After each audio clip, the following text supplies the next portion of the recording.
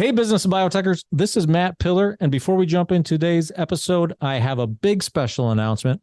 On Monday, November 13th at 11 a.m. Eastern, we're taking the Business of Biotech live for a 1-hour, highly interactive web conversation with a special guest you won't want to miss.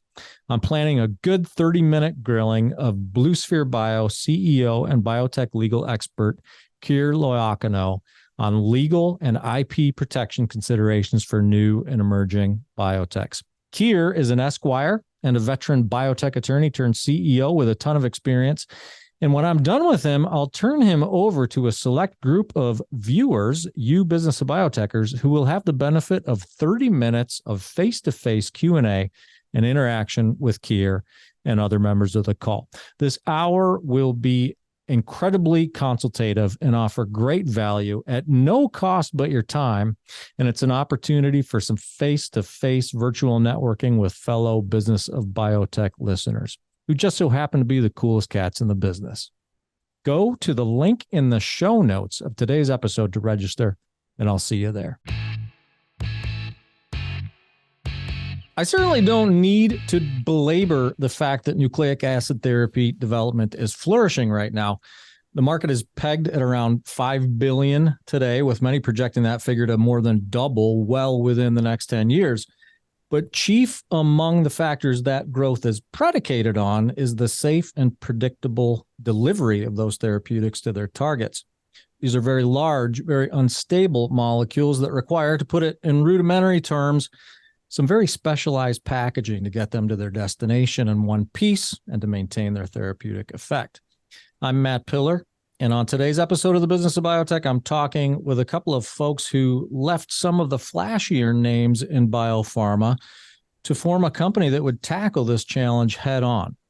Shawn Davis was executive director of drug delivery at AstraZeneca and director of tech strategy and innovation at Amgen before that.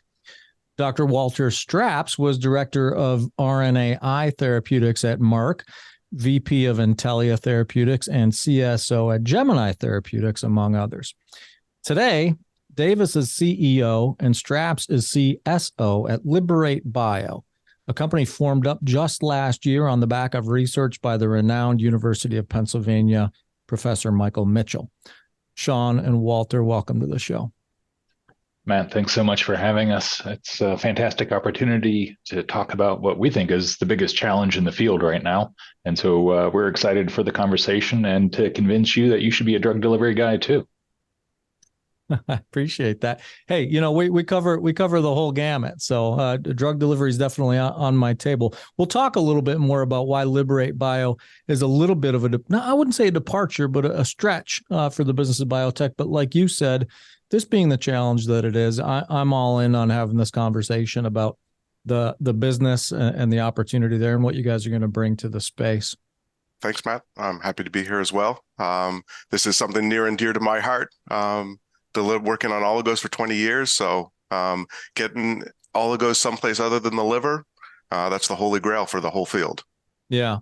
And that's a good point, Walter. Like I said, when I first looked at you guys, I thought, well, I don't see like a very specific pipeline of candidates that are biologics that would sort of be a box that I check before I invite an exec on my show.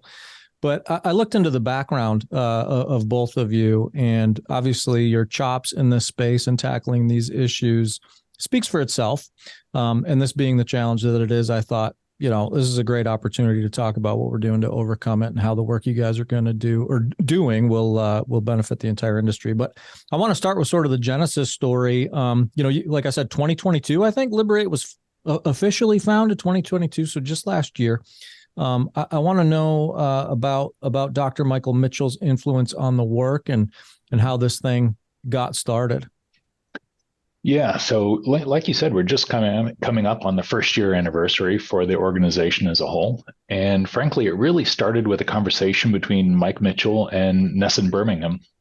For many of your listeners, you may be familiar with Ness's work at Intellia, founder and first CEO of the organization, now with Khosla Ventures. And so Mike and Nessun were discussing this incredible challenge. And, Mike has published extensively in the space of lipid nanoparticles and other delivery vehicles. He's at the University of Pennsylvania, for anyone that isn't aware, and, is frankly the director and group leader for their Penn Institute for RNA Innovation. So not only published extensively, but also really helped shape the field. And, his recognition of the challenges of extrahepatic delivery, as Walter said, delivering anywhere other than the liver, really, is foundational to unlocking the full potential of genetic medicines. It doesn't matter how much you optimize these nucleic acids. It doesn't matter how great your editor is. If it's not getting into the cell type that has the target, it's not doing its job. So, the fact that Mike not only had published extensively in this space and had a lot of fantastic ideas to move things forward, but had also created a unique way to barcode nucleic acids, that serves as a key foundation for Liberate Bio as a whole, because our challenge in the field is really understanding, how do you innovate in this space? How do you design and create new delivery vehicles that go outside of the liver, but do it in a way that's actually efficient enough that you can go after multiple different nucleic acid cargoes, go after multiple different cell types? Because solving just one of these is fantastic, unlocks a number of different targets, but frankly isn't sufficient for our patients or for the industry. And so we had to start with a concept that actually would allow us to generate the biologic data as efficiently as possible to make the company scalable and allow us to deliver on the mission of the organization. Mm-hmm. Yeah. Yeah. And I'm going to ask you some questions to dig a little bit deeper into the business aspect, sort of the business proposition that Liberate brings to the industry here in just a minute. But I'm curious, you mentioned Nesson and the Intellia connection. Walter, you served as VP at Intellia and director of RNA therapeutics.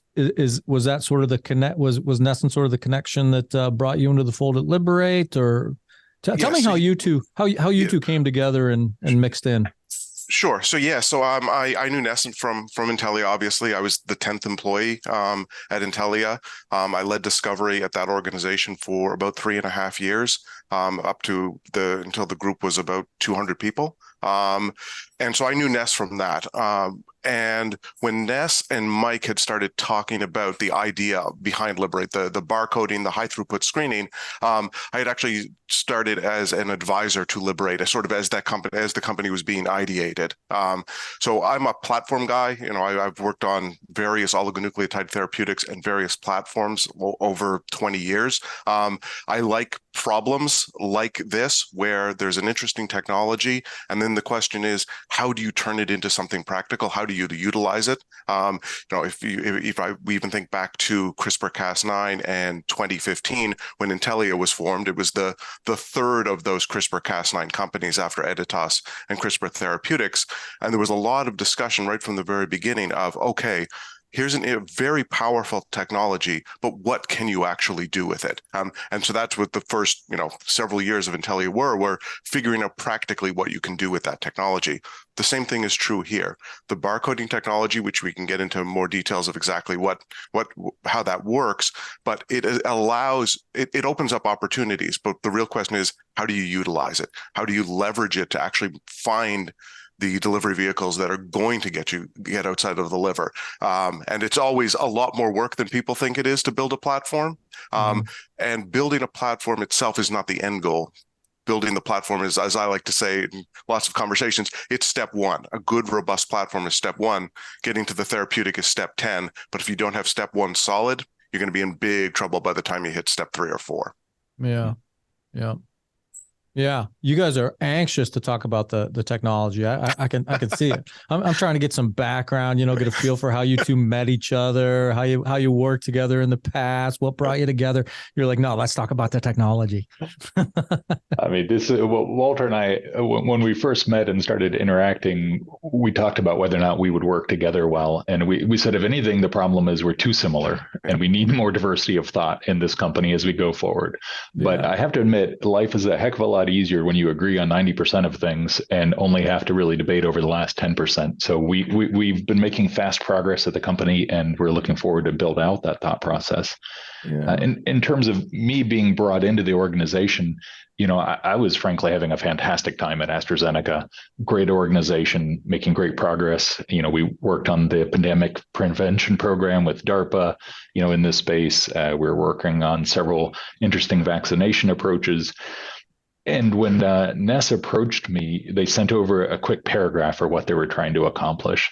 And I have to admit, I read that paragraph and I thought to myself, I could have written this paragraph. This is exactly where I think the world needs to go in terms of a scientific approach to this.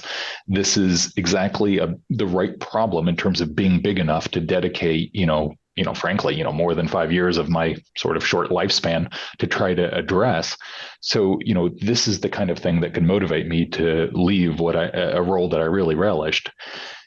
The challenge for me was at both Amgen and AstraZeneca, and this isn't a knock on either organizations because I'm huge fans of all of their work and the folks there, but pharma companies have a particular set of incentives. And frankly, I bet they probably align with most of your audience's interests, which is identifying new targets and generating new molecules to address those targets. And that's the right thing for them to be incentivized by.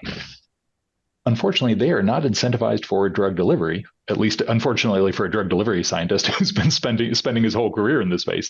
It's a great commercial differentiator in many cases for both biologics and small molecules. But until you get to a class of molecules like nucleic acids, it's a nice to have, but it's not a requirement. And even when it's a requirement, the organization's incentives aren't really aligned to it because they're still thinking about targets and molecules.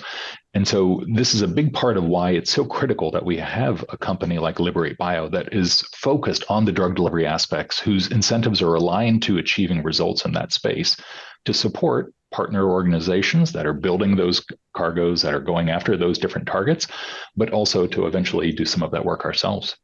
Yeah. That's a great segue into a couple more questions I wanted to ask about that sort of market opportunity. Describe for me, either one of you wants to jump into this. Just describe for me what you see, pre company like Liberate, and you can talk about whether there are other companies that are kind of doing what Liberate's or intending to do what Liberate's doing, but like pre concept of a company like Liberate, you have hundreds of nucleic acid therapeutic developers probably globally and growing in the last couple of years. I'm gonna say hundreds. I don't know. What are they doing? Like, what are they doing in terms of solving this problem across the landscape right now? Are they each individually tackling delivery mechanisms on their own, playing with some different things, like whether it's viral vectors and LNPs and just like, is that sort of, is it like everybody for himself right now, just kind of figuring out the delivery aspect?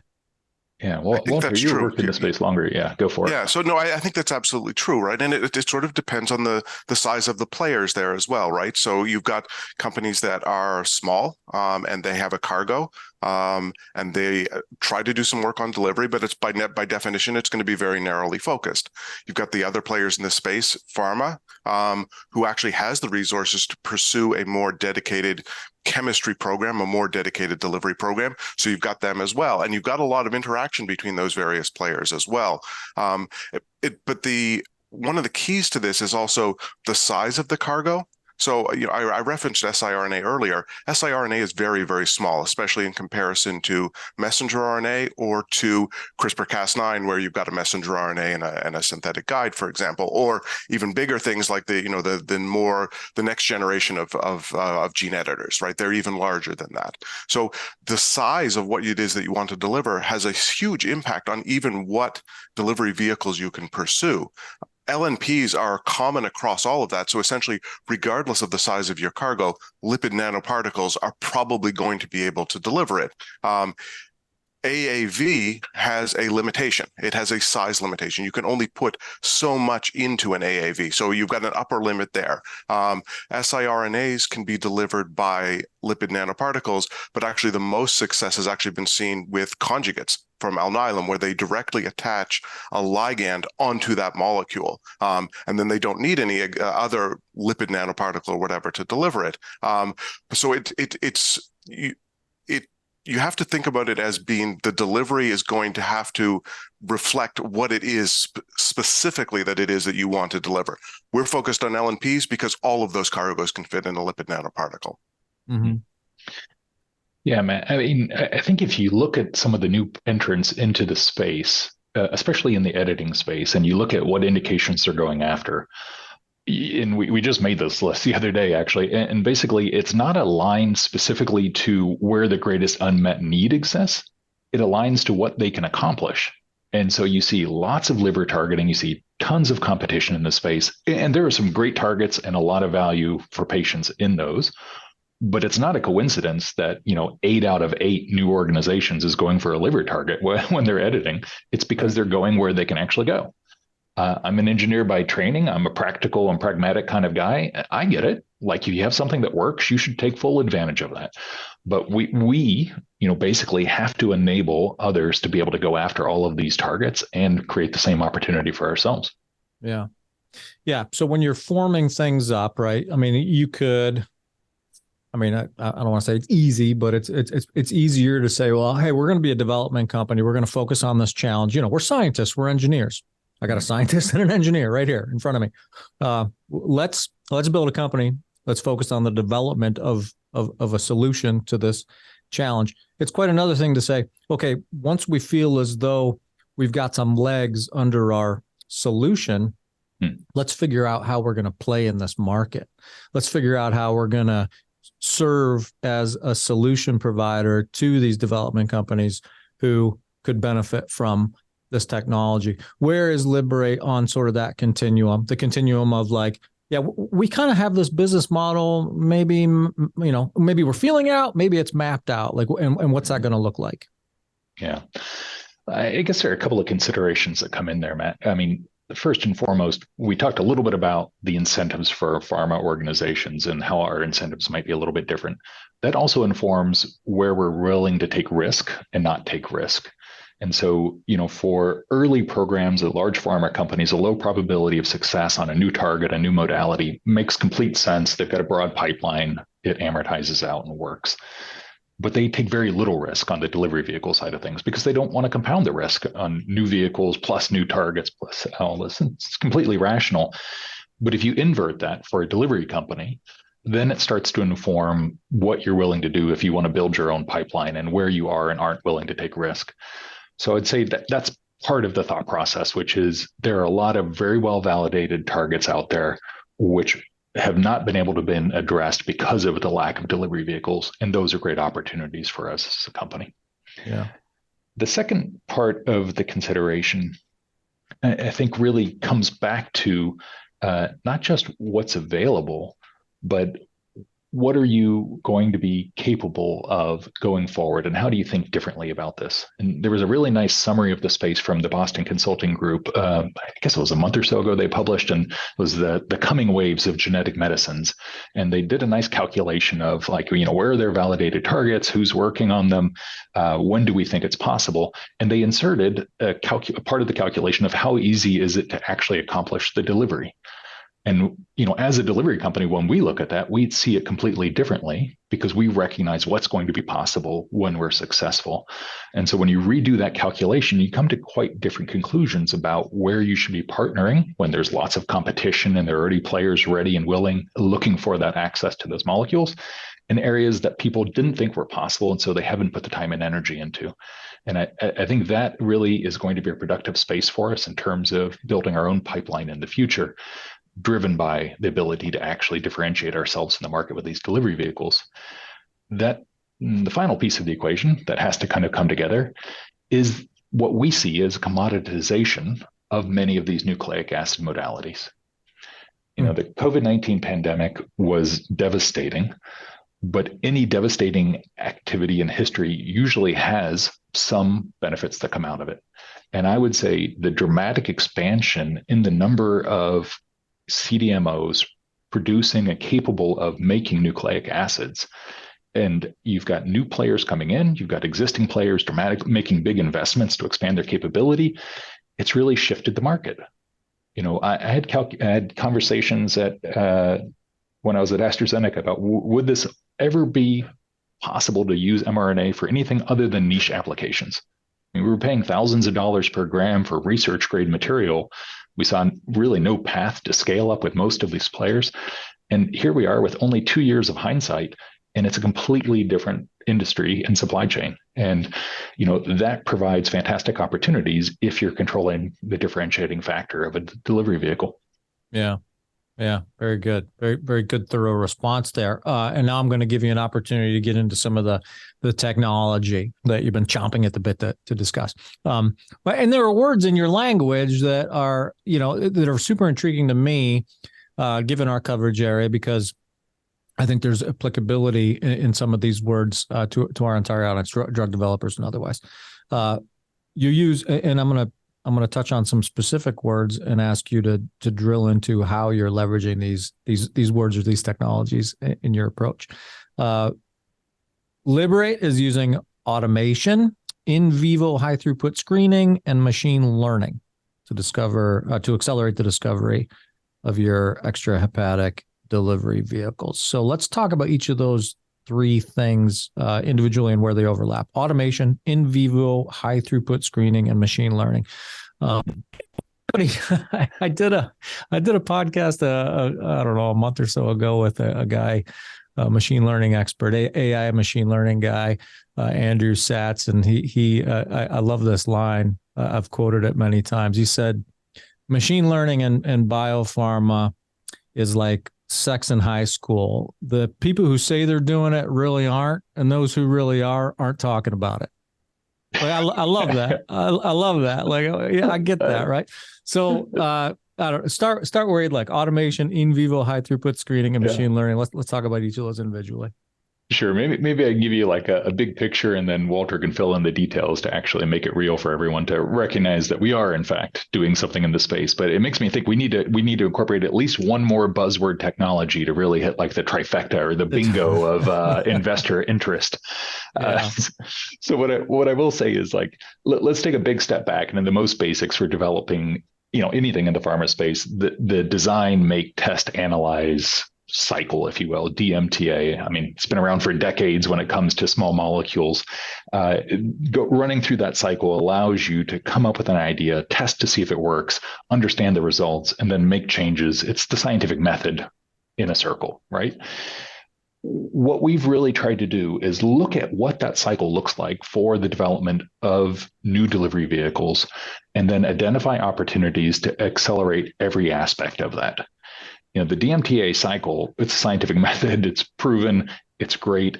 It can be very, very slow if you don't discover ways to improve the efficiency and the throughput of those discoveries, and frankly, find ways to reduce the cost so that you can scale it more efficiently.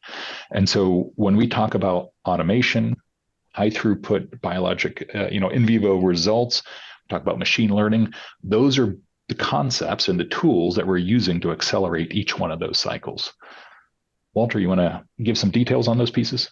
Yeah, and I will attempt to keep it brief, because I could go for a very, very long time on most of the aspects of these things. Well, I mean, some details good, Walter. If you get if you go too far down into the just give me the high sign if I'm going too far. Yeah. So look, the overarching approach here is, as Shawn mentioned, is we need to get as many things into testing as we possibly can.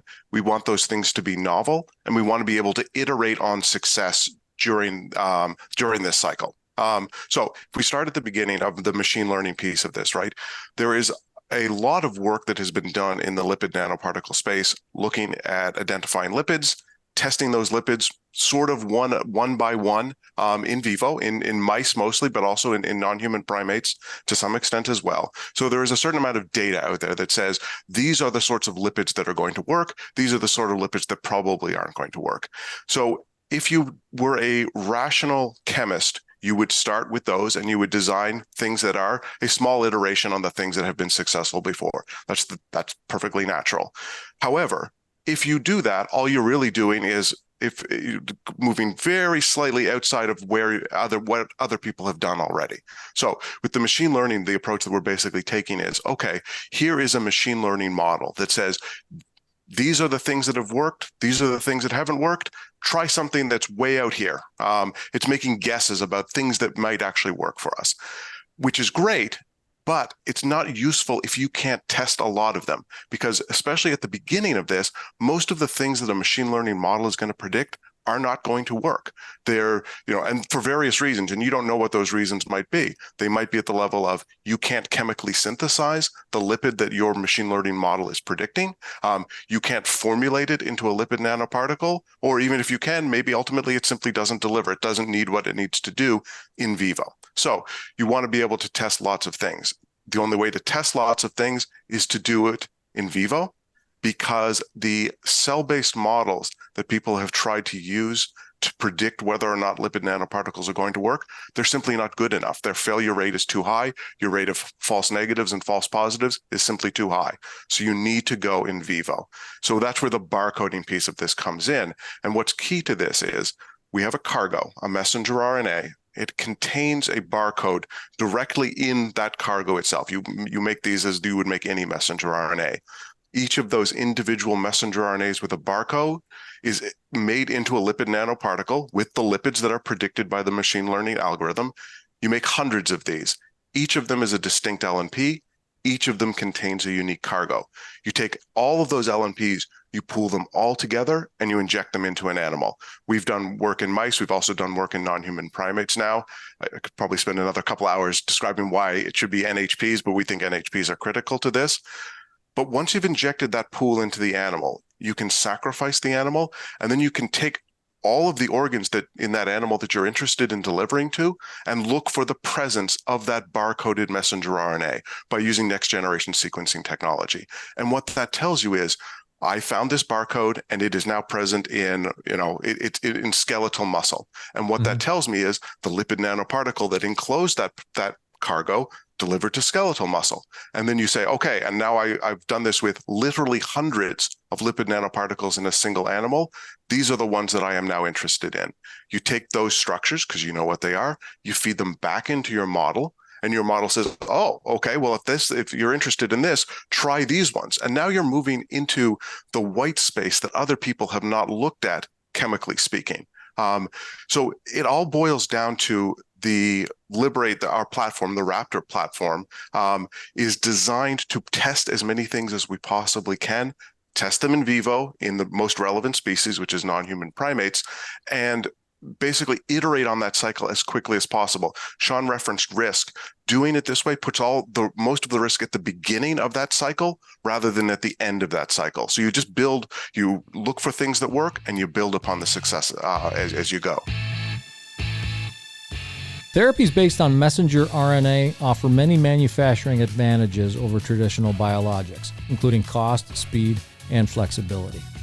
On the Business of Biotech podcast, we delve into all things related to mRNA manufacturing, from making mRNA vaccines to their scale-up, regulatory approval, and more. The pod is brought to you in collaboration with Cytiva, a global provider of technologies and services that advance and accelerate the development, manufacture, and delivery of therapeutics, including mRNA production and manufacturing. Check out their resources at cytiva.com/emerging biotech. That's CYTIVA.com/emerging biotech. And to see those things that work, I mean, the barcode concept is certainly integral, central to that. Shed some light for me on how you go about barcoding a lipid nanoparticle. Like are we? No, so it's not the lipid nanoparticle itself that's barcoded. It's the cargo. It's the cargo. So we have a messenger RNA, and then there's a tiny little additional piece of RNA that's part of that sequence that is the barcode. It's just a unique nucleotide sequence. And that's key to this as well. If you had to barcode the lipid nanoparticle, there are ways to do it. But again, the throughput's not going to be good enough. So no, you're tracking the cargo. And keep in mind, when we talk about delivery, we don't care about delivery. What we care about is delivering the cargo, right? And so we are directly tracking the cargo itself, and we know that it is present in a particular organ within a particular cell type. So it actually removes one degree of abstraction as well from that delivery piece. I mean, Matt, I think you hit on a critical point there, which is, where are you putting this tag and what does it mean to you? Walter highlighted the differences that you see in delivery when you have different cargoes. He was really highlighting what cargoes fit into what kinds of vehicles. But the truth is that the size of the particle itself and the cargo and its interaction with the biology also influences its distribution and bioaccumulation. And so we're being very cautious in ensuring that whatever we add to track things isn't giving us some sort of bias in a particular direction from an accumulation and expression standpoint. So that's really fundamental. And there are, a number of other groups that are doing barcoding approaches, and some of them are on the nanoparticle, some of them are in the cargo, some are from additional segments of DNA. Everyone has their approach. I would say that we feel very confident that our approach is not biasing the results that we're generating, and ensuring that when we do conduct non-human primate studies, that we are getting the highest value out of the sacrifice from these animals, that we're conducting the most efficient experiments possible, gathering literally thousands of data points per animal to inform these models.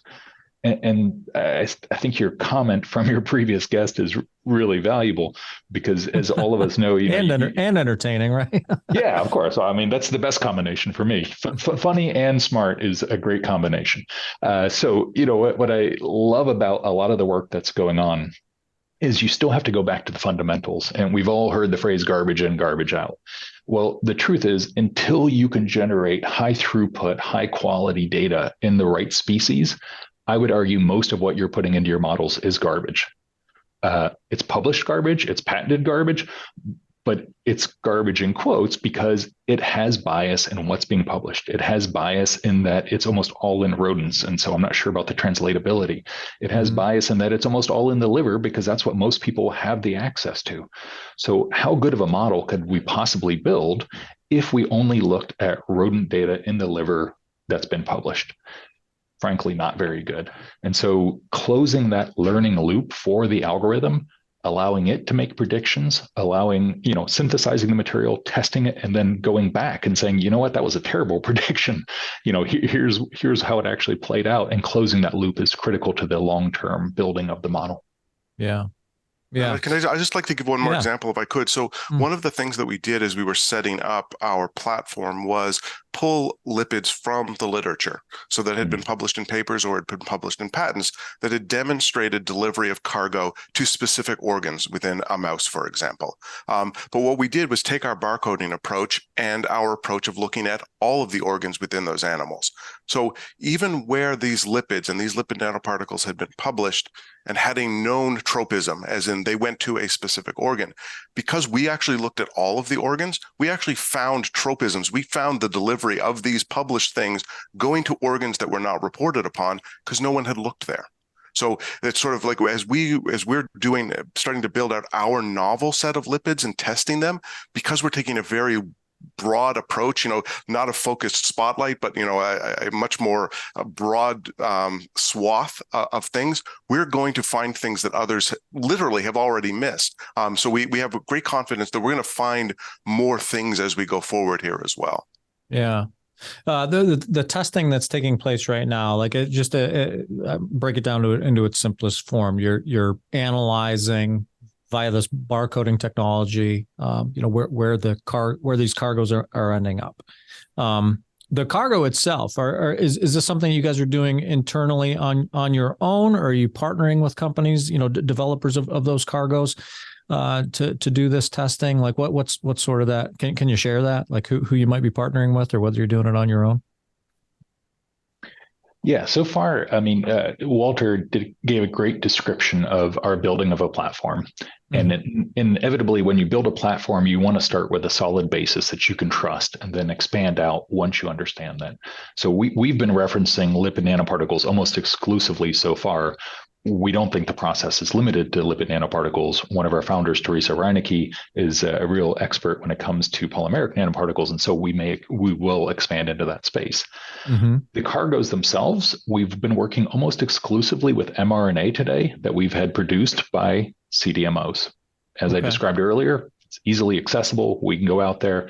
We're making a pretty traditional luciferase, mRNAs encoding for luciferase so that we can understand not just the bioaccumulation, but also the expression of these materials. We're expanding into other modalities very rapidly, not only because it addresses some protocol challenges in terms of the timing of the experiments, but also demonstrates the breadth of capability for the platform. And so when you start with that core understanding of your design space and then slowly start edging it out and building things out further and further, you get to a point where you have a large number of different cargoes that have been demonstrated in the platform. You have a large number of different compositions of those nanoparticles and a really robust design space to work with. Yeah. So I hope that addresses your question, that today we're primarily focused on mRNA produced by CDMOs. Our expectation going forward, once we make some of these discoveries on the delivery vehicles, is that we will be partnering with organizations that have existing cargoes that they want to deliver, as well as developing our own cargoes going forward. Yeah. I've got some questions for you around that too, the development of your own cargoes. But before we move on to that, the technology itself, the platform technologies that you're developing, the infrastructure, if you will, that's supporting automation and machine learning and high throughput screening. Is this stuff that is sort of inherent to the team that you put together and you've built internally, or are you like, are you working with outside computational folks and IT folks? What's gone into the development and building of that tech infrastructure? Yeah, it's certainly something we're continuing to build out, right? We're a very young organization. We're operating very leanly. We're looking forward to expanding in all of these spaces. But core to the concept, and I would say a differentiator for us relative to some other players in the space, is that diversity of talent sets. So we started by bringing in one of the postdocs from Mike's lab in order to ensure that we could make an efficient translation of the barcoding concept from his lab into our more industrial setting.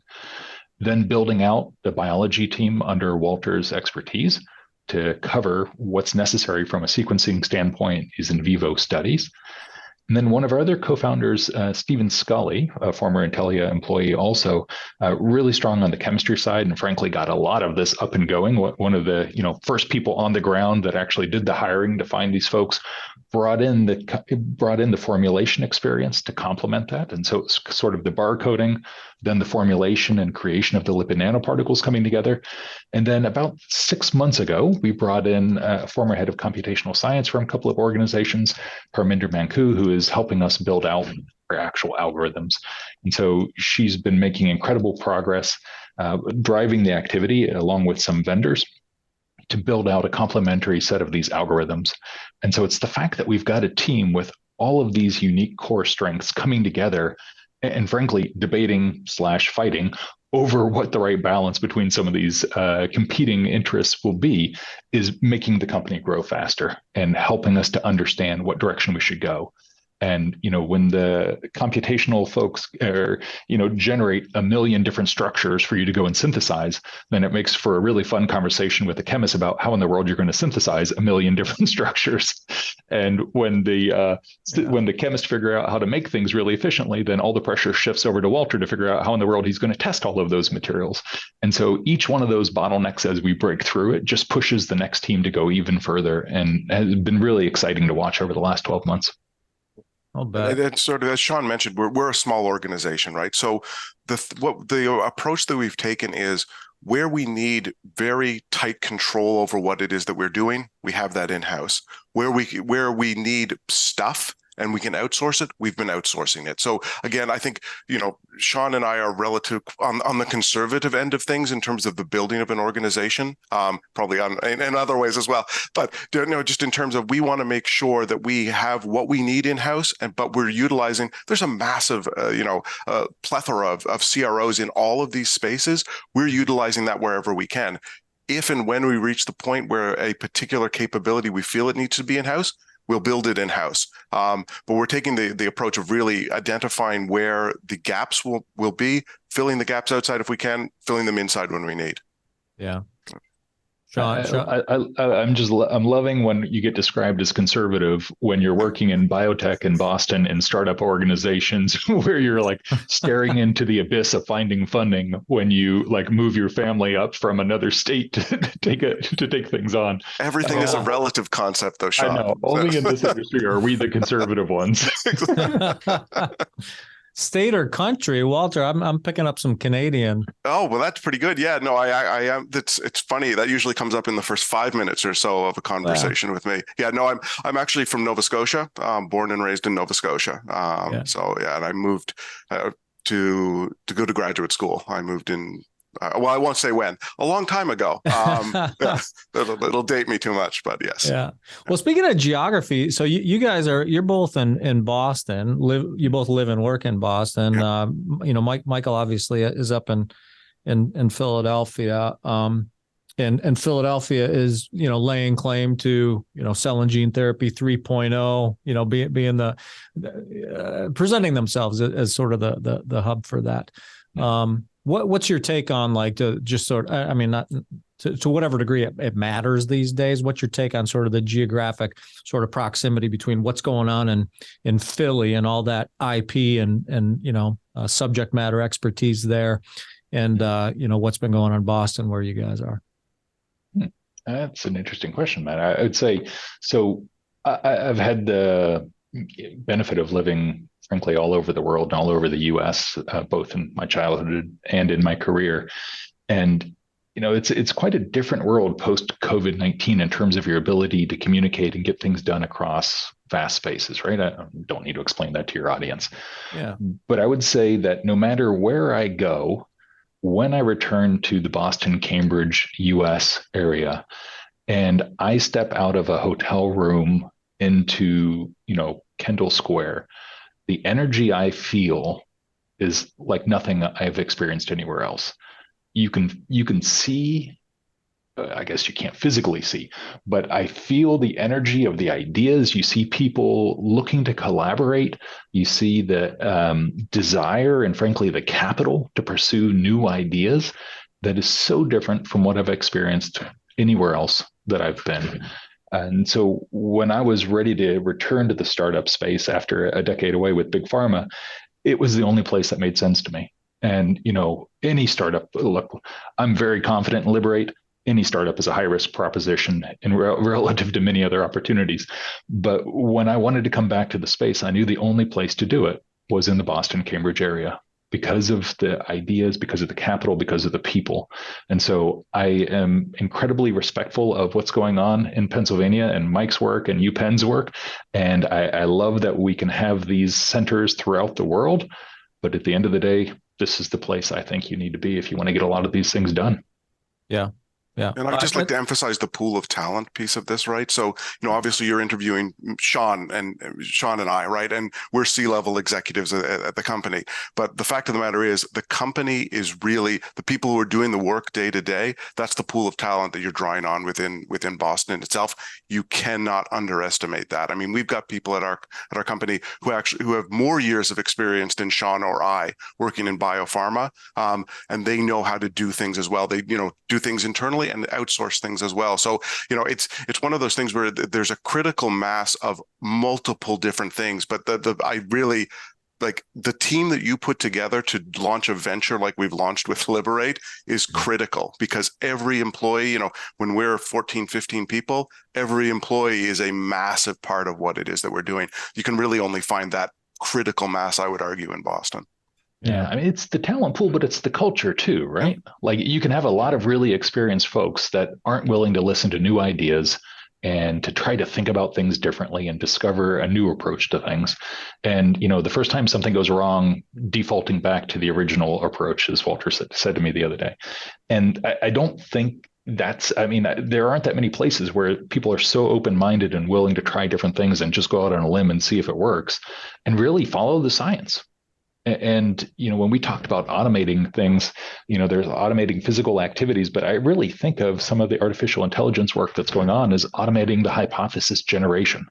It's creating new ideas for you to go and follow up on. And seeing, we have fantastic chemists on staff. And I remember as the first chemistry was coming out of the model. He's like, boy, this is just garbage. Like, I can never make this stuff. Like, what are these structures? And then a few weeks later, he's like, actually, there's some interesting stuff in here. This could be really good. And then flash forward a couple of months later, and he's like, this is like having another fantastic chemist creating wild ideas. And yeah, some of them are crazy and probably not going to work, but some of these things are looking really good. We need to make these things and figure out how it works. And so, finding talent that has that sort of open-mindedness and that willingness to try new concepts is unique. And, I love the fact that there's this core in the Cambridge, Boston area, but I also love that I can take advantage of those people no matter where they are in the world right now. Yeah. If you find that talent in Singapore, let's sign them up. Let's get her on board and have her contribute tomorrow. Sure. Yeah. Yeah. No, I like that. The time and exposure, that sort of analogy you made about your chemists embracing some of these ideas, even if those ideas are not being generated at the bench where they're, where they grew up and they're so comfortable. I've talked to many a biotech exec who, when asked about sort of that marriage of computational and chemistry or biology, they say, well, you know what, it's proximity and time. We put those teams in close proximity and let them work until they become friends, until they understand one another and can make good things happen.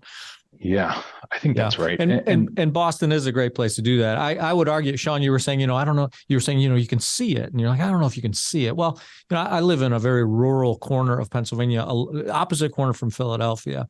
And when I come to Boston, I can definitely see it. Like I think it is palpable. It's visual. It's it's in the air. So no shame in your unabashed love for Boston. We're running short on time, guys. But I want to get to some questions about that possible maybe someday that pipeline. As I said from the outside of this conversation, I was like, I don't know, these guys don't look like they kind of hint, like their language, the language on the site and the promotional line kind of hints at maybe a pipeline down the road. And I'm not going to pin you down on that, obviously. But what does, and I'm quoting from your language, a hybrid business model with an internal pipeline and partnered programs look like? I want to know what that looks like, and then I want to know, whether or not there's the potential for a pipeline, and what when you have a cargo. These are the compound questions that I'm famous for asking. When you have a cargo and you have a delivery vehicle, and both are equally integral to the potential success of a therapeutic, and you're in a partner program. I'm curious about what that looks like from a product ownership standpoint. Like what's the goods? What's the real goods? Who owns it? What's that kind of look like? So a whole bunch of questions there. In the short time that we have left, pick an angle. Pick one of those facets of the multi-point question I just asked, and let me know what you think. Yeah, let's see how complete of an answer I can give you. For me, it starts with, if you're building a business, you need to build a business, in my opinion, that generates confidence, incredible results, and ultimately revenue in a staged fashion. And so that means identifying early opportunities that will basically get you in the clinic, confirm that you've got something that's valuable, and generate revenue to support the future growth of the organization.